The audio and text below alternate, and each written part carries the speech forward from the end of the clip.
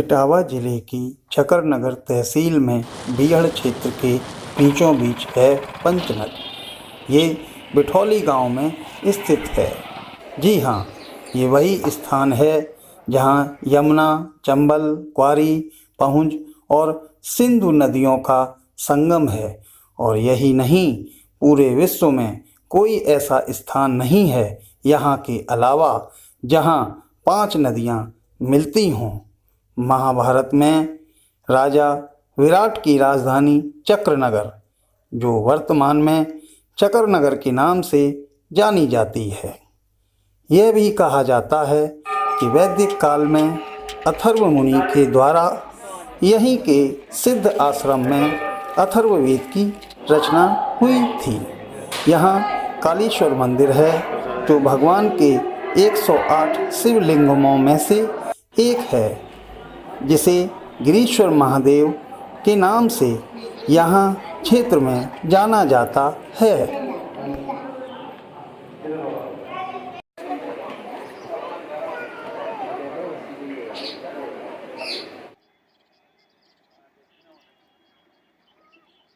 और बहुत पूरा नंद भरो था।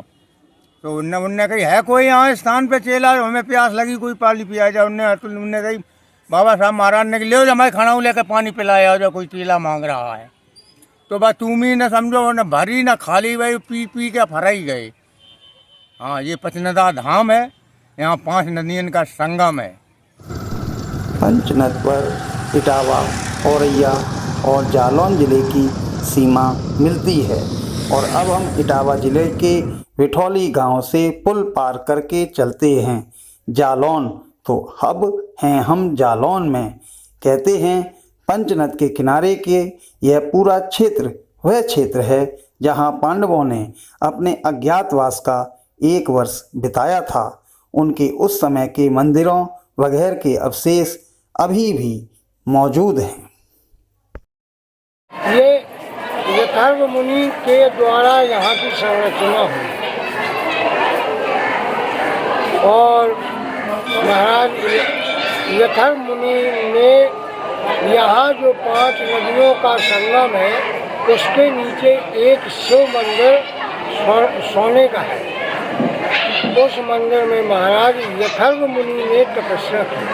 ये महाराज मुकुंदवन जी ने जिस समय समाधि ली है, सशरीर अंतर्ध्यान हुए, तब से ये मेला प्रारंभ हुआ है। महाराज जो हमारे जगम्बलपुर में उदोत साहेब जी रहे हैं, राजा साहब, उनके द्वारा ये मेला की संरचना हुई। इसके बाद महाराज ने सशरीर अंतर्ध्यान हुए।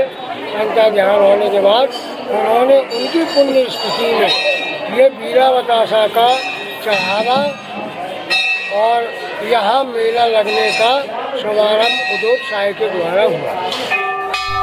और यह है वही सिद्ध आश्रम जहाँ वन परंपरा के ऋषि मुकुंदवन जी महाराज तप साधना करते थे। कहा जाता है कि उनकी ख्याति को सुनकर गोस्वामी तुलसीदास जी भी यहाँ आए थे और उनके द्वारा यहाँ के राजा के किले की ड्योढ़ी स्थापना भी की गई थी, जो अभी भी ड्योढ़ी पर मौजूद है। और तुलसीदास जी के आग्रह पर संत मुकुंदवन महाराज जी ने यहाँ पंचनद पर कार्तिक पूर्णिमा के दिन संगम स्थल पर स्नान करने की परंपरा प्रारंभ की। इस अवसर पर यहाँ एक सप्ताह तक मेले का आयोजन भी होता है, जिसमें दूर दूर से लोग शामिल होते हैं।